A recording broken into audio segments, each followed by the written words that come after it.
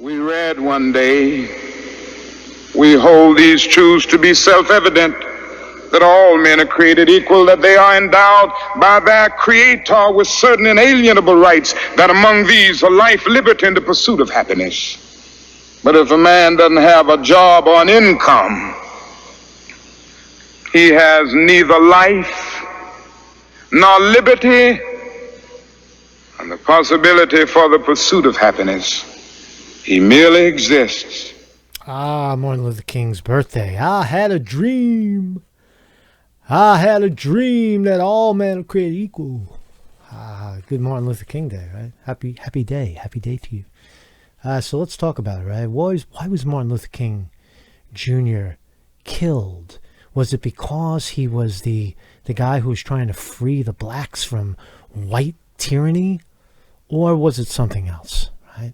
So it's the thing that we don't, you just heard Martin Luther King paraphrasing Abraham Lincoln, right? That the inalienable rights of all men in this country, but how do you pursue life, liberty, and the pursuit of happiness? How do you pursue these things if you don't have a job, if you don't have income, if you don't have a means to support yourself, right? So that's what Martin Luther King really stood for. And in 1968, that was the pivotal reason why he was taken out. All of the civil rights activity of 1964 and 5 and 6 and 7 were generously given over and handed over because it didn't jeopardize the oligarchs. It didn't jeopardize their pocket. In fact, they thought maybe, well, now we got all these people, now they have their rights and they're a little happier. Maybe they'll spend more money in our, on our businesses. It was basically cheap labor. The other thing I want you to understand is this, that it didn't cost the nation one penny to integrate lunch counters. It didn't cost the nation one penny to guarantee the right to vote. But now we are dealing with issues that cannot be solved without the nation spending billions of dollars and undergoing a radical redistribution of economic power. Yeah. What I'm trying to say is nobody's feathers got ruffled until he started saying things like this. All labor has dignity. Oh.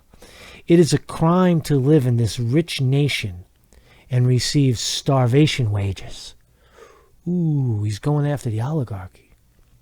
He's going after the bosses. That's when the shit got real, man. That shit got real, right?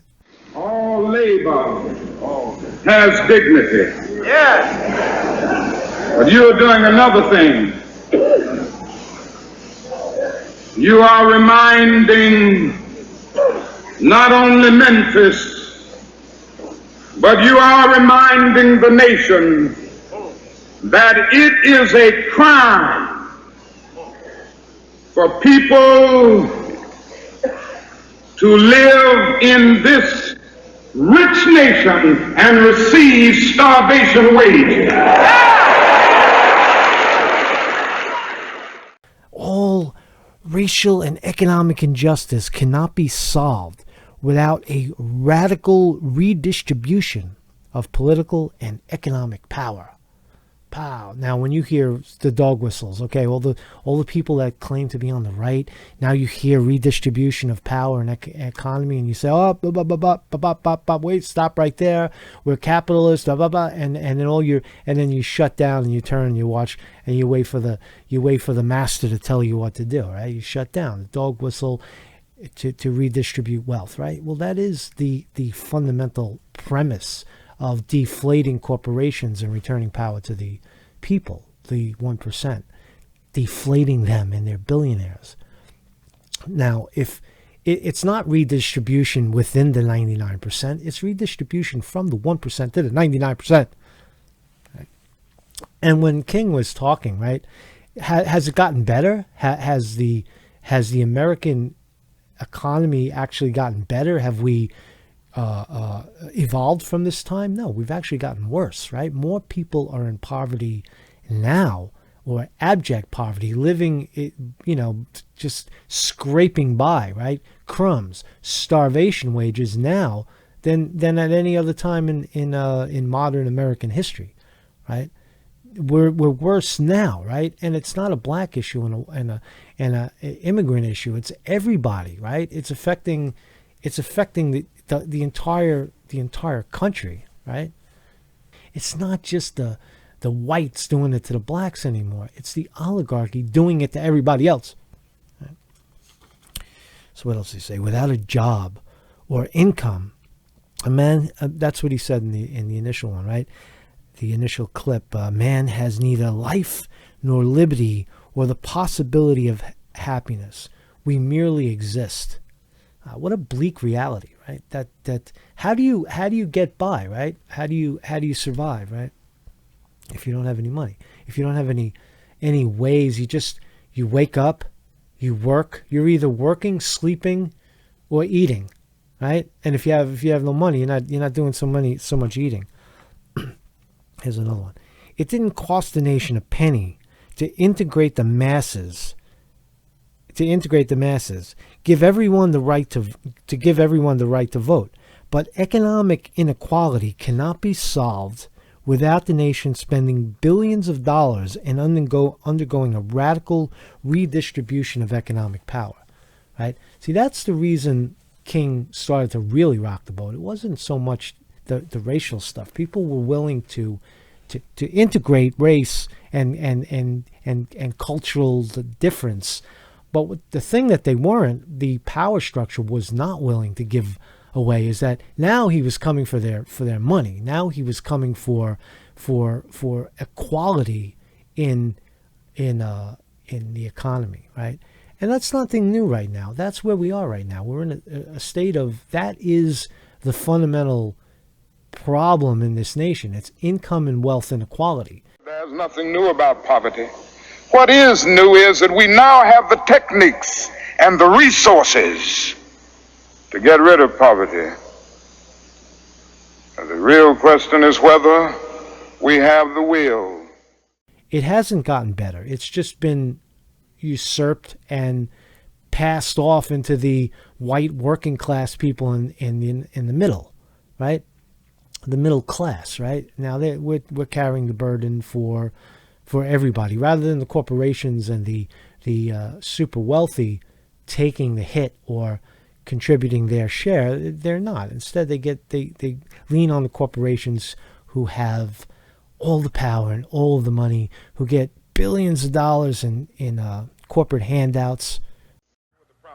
At the very same time that America refused to give the Negro any land, through an act of Congress, our government was giving away millions of acres of land in the West and the Midwest, which meant that it was willing to undergird its white peasants from Europe with an economic floor. But not only did they give the land, they built land-grant colleges with government money to teach them how to farm. Not only that, they provided county agents to further their expertise in farming. Not only that, they provided low interest rates in order that they could mechanize their farms. Not only that, today many of these people are receiving millions of dollars in federal subsidies not to farm, and they are the very people telling the black man that he ought to lift himself by his own bootstraps.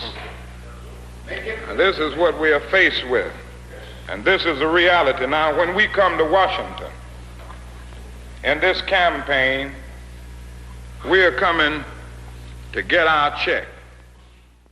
It's a beautiful message, a beautiful orator, Dr. Martin Luther King. I think his message is now evolving, and it's becoming more important that we talk about the what he saw as income and wealth inequality as probably even more important than the racial equality, right? He says you got one without spending a dime, but you can't get the other one without someone somewhere kicking in to make it happen, right? So the U.S. spends $322,000. This is Vietnam numbers. $322,000 over $250,000 for each enemy we kill in Vietnam. And we spend $53 on a war on poverty in America for each person classified as poor.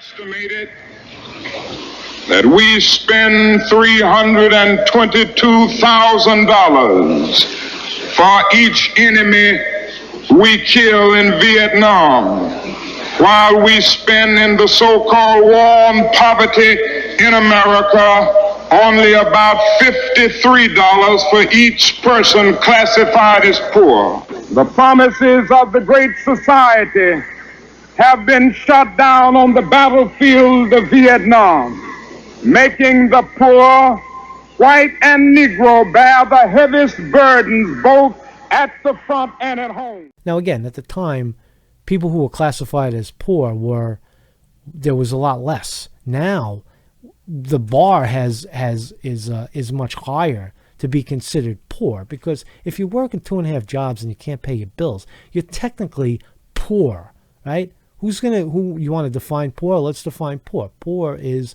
like you don't have no leisure time. You don't have a couple $100 in the bank to take a trip. You don't have a trip to take. You don't have a vacation, right? That's where we are right now. Right? I keep saying the same shit over. So it's a battle between the haves and the have-nots, is what Martin Luther King Jr. was saying. But today's definition of the haves is the 1%, and the have-nots is the 99%. Right? That is the fundamental fight, right? So happy Martin Luther King Day. If you'd like to see this channel continue, kindly consider becoming a Patreon. I think we have 25 or 28 or 30 Patreons, and thank you so much for being a Patreon. As we move forward, kindly consider making $1 or $2 contribution to this fine channel, so that we may continue to advance the ball in the right direction. And Marcus Conte reporting. Problems of racial injustice and economic injustice cannot be solved without a radical redistribution of political and economic power.